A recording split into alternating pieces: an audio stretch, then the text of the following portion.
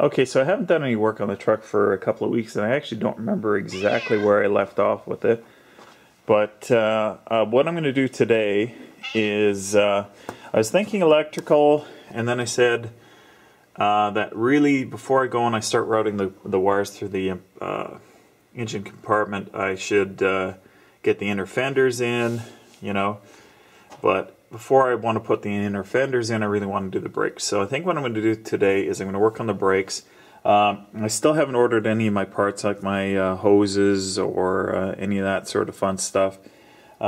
Just mainly because I don't want to spend the money right at this moment. I already, as you might have seen from one of the other videos, stole some parts from here. I needed a bearing. So things aren't exactly as complete as they once were. But nevertheless, I'm going to get to the brakes.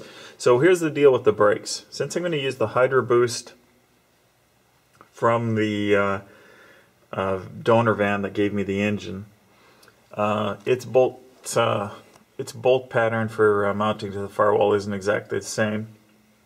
I've already done some modifications to the firewall, but I'd prefer not to modify that.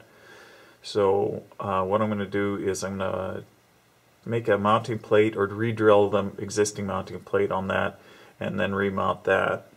And actually at that point then I can check to make sure that whatever hoses I want to use for my Hydroboost are going to reach from there where the power steering pump will be mounted and to the steering box. You know, like they'll all have enough length, because obviously in the van the firewall is a lot further forward, and so it might not have needed as long of hoses.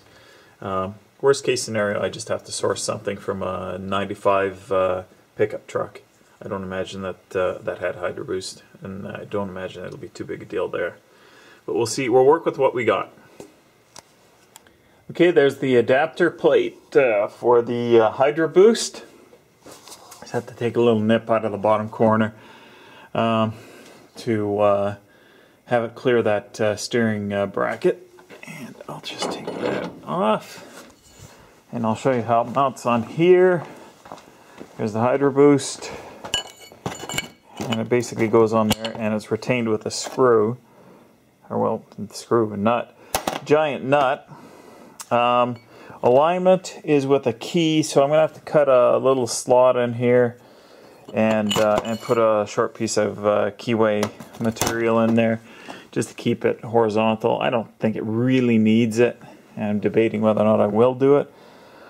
But it's not exactly difficult to do. I'll just hit it with a file and make a couple dozen passes there, and it should be fine. Now the next thing with the Hydroboost is the length of this shaft. I'm not really going to know if it's 100% right until I actually mount it on the truck. So yeah, I measured it. And what I measured as being there originally, I think, was 9 inches, and this looks like this will be about 8 inches from the firewall. So I'll have to see if this is going to be long enough. If not, then I guess I'm going to have to cut this and splice in a piece. This opening is a little bit larger than the original mounting pivot point, but I could always put a bushing on that if this is at a workable distance. But I have to verify that first. So I think that's it for today. My back is killing me. I had a lot of sore back issues, but hey, such as it is. So I think that's it for today. I'll come out tomorrow night and see what more I can get done. Maybe I can get this thing mounted. I got to open up the firewall, because this is gonna, well, if this is the firewall side of it, that's got to be sitting there like that, and the current opening in the firewall isn't quite big enough for this, you know, rather odd-looking nut. Yeah, I marred it up a little bit when I was trying to get it off. Oops. Oh well. Still will grip. Has a bit of its own lock washer feature to it. Okay. Anyways, that's it for today, guys. Thanks for watching.